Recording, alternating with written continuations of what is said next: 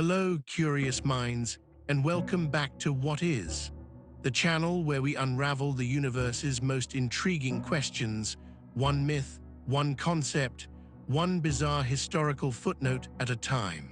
Today, we are plunging into the profound, the terrifying, and occasionally, surprisingly bureaucratic realm of the underworld. What is an underworld in mythology? Is it hell? Is it just a really bad neighborhood? Is there a gift shop? We're about to find out, so grab your obols, wear some sturdy sandals, and try not to make eye contact with any three-headed dogs. We're going on a trip. At its most basic, an underworld is the mythological realm of the dead. It's the destination for souls after their earthly journey ends, and virtually every culture across history has conceived of one. But here's the kicker, it's rarely just the bad place. While often dark, subterranean, and filled with shades, it's more than just a punishment zone. It's a complex, multi-layered existence that reflects a society's beliefs about life, death, justice, and the soul. Think of it less like a single universal health convention and more like a series of highly specialized celestial hotels, each with its own rules, check-in procedures, and yes, often some rather unpleasant permanent residents. The common thread, it's a place you typically can't just waltz out of without causing a major cosmic incident. Seriously, don't try it. Orpheus learned that the hard way. Perhaps the most famous, or infamous, is the Greek underworld, ruled by the effortlessly gloomy god Hades. It's not one single fiery pit. It's more like a sprawling, subterranean bureaucracy. To get there, you first had to cross the river Styx, typically by boat, piloted by the always-on-time ferryman, Charon, his fare, a single obol placed under the deceased's tongue. No coin, no ride. Tough luck, your soul's stuck on the bank forever. Talk about an inconvenient truth. Once across, you'd navigate through various plains and fields. There's the Asphodel Meadows, home to the majority of ordinary souls, who simply wander aimlessly, neither good nor evil, just existing. Sounds a bit like a Monday morning commute, doesn't it? Then, for the truly heroic or righteous, there were the Elysian fields, a blissful paradise of eternal spring and feasting.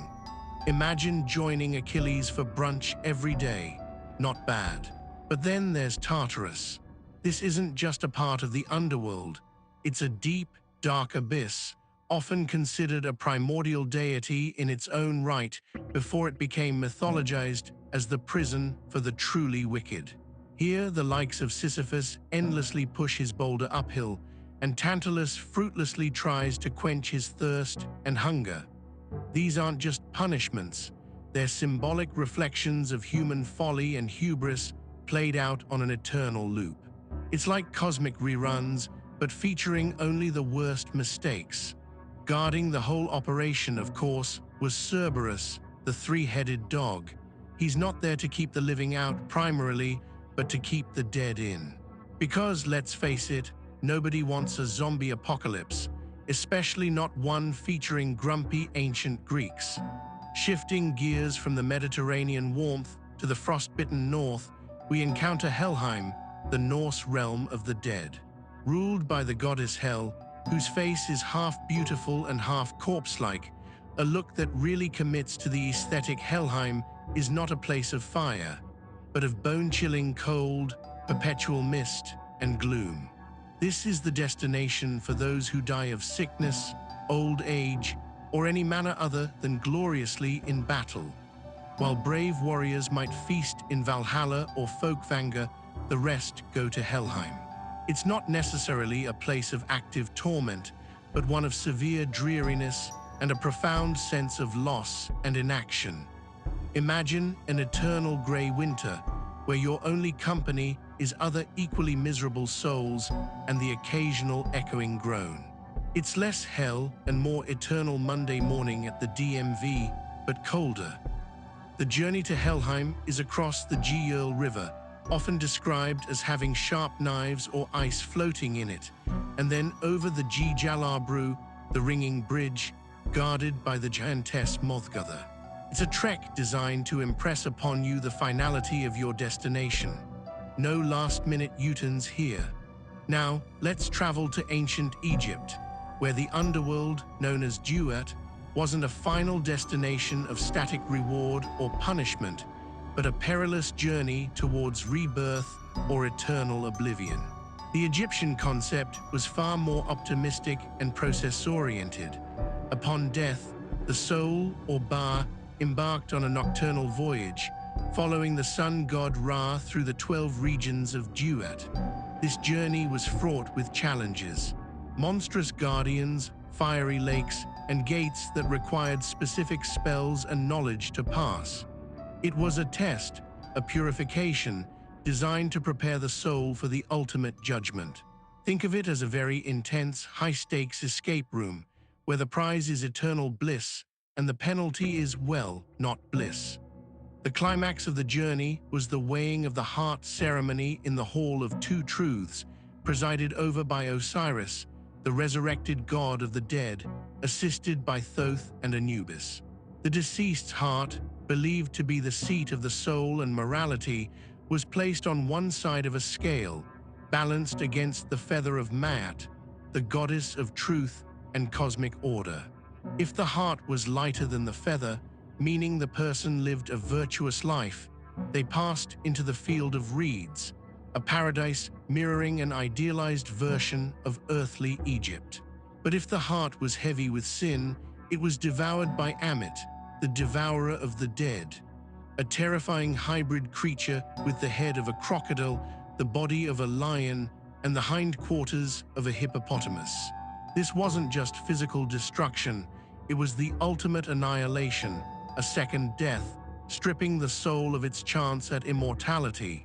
So, essentially, don't skip leg day and definitely don't commit too many sins. Moving further back in time, to the ancient lands between the Tigris and Euphrates rivers, the Mesopotamian underworld was one of the bleakest and most universally inescapable. Known as the Land of No Return, it was a dusty, silent realm ruled by the goddess Ereshkigal. Here, all souls, regardless of their earthly deeds, shared the same fate: a shadowy existence, feeding on dust and clay, dressed in bird feathers. There were no Elysian fields, no field of reeds, no Valhalla, just a universal, unending gloom. It was a stark reminder of the ancient Mesopotamian worldview, where humanity was essentially clay, molded by unpredictable gods, and life itself was a fleeting, fragile gift. Afterlife, not so much a gift, more like a cosmic demotion. Journeying to the Americas, the Mayan underworld, Xibalba, or place of fear, was a terrifying, multi-layered realm populated by the death gods, known as the Lords of Xibalba. It was a genuinely dangerous place, even for the living who dared to venture there, as evidenced by the hero twins myth. To enter Xibalba, one had to descend a treacherous staircase and pass through a series of specific houses, each designed to test or torment the visitor. There was the House of Jaws, the House of Knives, the House of Cold, the House of Jaguars, the House of Bats, and the House of Fire. Imagine a really elaborate and deadly escape room designed by a committee of sadists. And after all that, you might have to play a ball game against the Death Lords. Loser gets sacrificed. Talk about high-stakes sports. In contrast to the grim universality of Mesopotamia, Xibalba was a place of transformation and cyclicality, where death wasn't an end, but a phase in a larger cosmic dance. Still, you probably wanted to avoid it if at all possible, unless you were a heroic god twin, of course. So, why do virtually all cultures create these elaborate realms beneath the earth? It's not just about scaring people into being good, though that's certainly a handy side effect. Underworld serves several profound purposes. 1. Explaining the inexplicable. Death is the ultimate mystery. Underworlds provide a framework, a story, for what happens next, bringing order to the terrifying unknown. 2. Moral accountability. Many underworlds, like Duat or the Greek Hades, feature some form of judgment. They reinforce societal values: be honest, be brave, honor the gods, by offering rewards for virtue and consequences for vice. It's the original celestial justice system. 3. Coping with grief. Providing a destination for the departed, even a somber one, offers a sense of continuity and a place to direct rituals and prayers. It gives families a place to imagine their loved ones resting. 4. The journey of the soul. Many myths depict the underworld as a transformative journey, a place where the soul is purified, tested, and sometimes reborn. It's a powerful metaphor for spiritual growth, even in death. 5. Maintaining cosmic order. The underworld often acts as a necessary counterpoint to the world of the living, maintaining balance in the universe. Someone has to rule the dead, right? Otherwise, it would just be chaos. And then where would Cerberus eat his kibble? From dusty plains to chilling mists, from bureaucratic fairies to heart-weighing scales, mythical underworlds are as diverse and complex as the cultures that imagined them. They're a testament to humanity's enduring fascination with what lies beyond, and our eternal quest for meaning in the face of oblivion. And if nothing else, they remind us to be good, pay our dues, and perhaps pack a good flashlight for the journey. You never know when you might need it. What do you think is the most fascinating mythological underworld? Let us know in the comments below. If you enjoyed this deep dive, don't forget to like this video.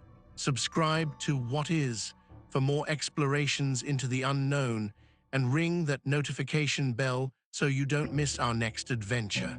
Until then, keep questioning, keep exploring, and try to live a life worthy of the good afterlife.